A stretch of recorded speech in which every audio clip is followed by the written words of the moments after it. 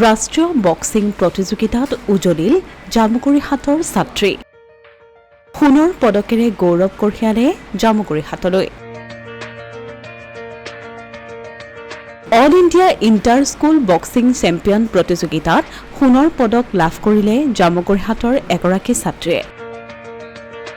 ছাত্ৰীগৰাকীৰ নাম পল্লৱী কলিতা জামুগুৰিহাটলৈ গৌৰৱ কঢ়িয়াই অনা পল্লৱী কলিতাক বুধবাৰে উষ্ম অভিনন্দন জ্ঞাপন কৰে জামুগুৰিহাটত জামুগুৰি উচ্চতৰ মাধ্যমিক বিদ্যালয়ৰ একাদশ শ্ৰেণীৰ ছাত্ৰী তথা তৌভঙা নিবাসী পল্লৱী কলিতাক বুধবাৰে বিদ্যালয়ত এক আড়ম্বৰপূৰ্ণ অনুষ্ঠানত এই কৃতিত্বৰ বাবে বিদ্যালয়ৰ ছাত্ৰ ছাত্ৰী আৰু শিক্ষকসকলে অভিনন্দন জ্ঞাপন কৰে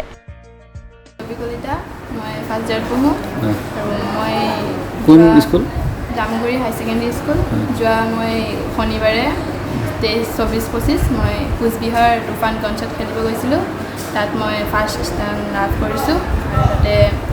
ফাৰ্ষ্ট বেষ্ট বক্সিঙৰ ট্ৰফি পাইছোঁ আৰু ছাৰহঁতৰ সহায়তে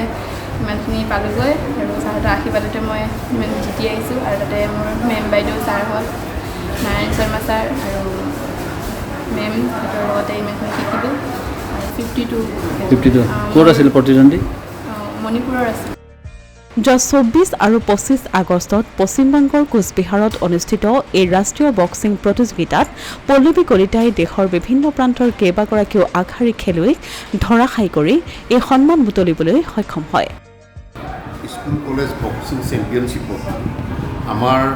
তৌভঙা নবিলৰ নিচিনা এখন পিছপৰা ঠাইৰ পৰা গৈ জামুগুৰি উচ্চতৰ মাধ্যমিক বিদ্যালয়ৰ প্ৰতিনিধিত্ব কৰি যি সোণৰ পদক কঢ়িয়াই আনিবলৈ সক্ষম হৈছে তাৰ বাবে পল্লৱী কলিতালৈ আমি আন্তৰিক অভিনন্দন জনাইছোঁ আৰু আজি আমি বিদ্যালয়ৰ নৱাগত আদৰণি সভাত আমি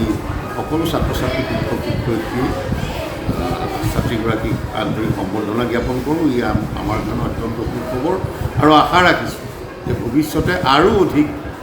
পল্লৱীৰ বিকাশ আমি ক্ৰীড়া জগতত দেখিম তাৰ কাৰণে আমাৰ শুভেচ্ছা জনাইছোঁ অসমীয়া প্ৰতিদিন ডিজিটেল সংবাদ জামুগুৰিহাট